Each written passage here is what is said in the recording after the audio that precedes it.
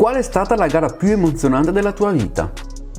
Beh, senza dubbio la prima vittoria, Lignano 2017, prima stagione, Playcard Veneto 2017 appunto, stagione da rookie e credetemi quella stagione lì finora è stata la mia migliore da quando ho cominciato a correre. È stata una vittoria veramente sofferta perché sì, avevo il kart che era molto veloce sul dritto, casomai vi lascerò in descrizione il link a quel video perché credetemi merita, specialmente l'esultanza finale, ma veramente è stata abbastanza sofferta perché avevo meno trazione, c'era Lemuel che arrivava di gran carriera dietro, per cui è stata una gara tiratissima, ma poi la soddisfazione di tagliare il traguardo per primo è stata veramente pazzesca e lì veramente mi sono sbloccato. E poi è stata anche la prima di altrettante vittorie, ne ho fatte 2 o 3 in quella stagione lì, condita anche da qualche pole position, insomma è stata veramente una gran stagione.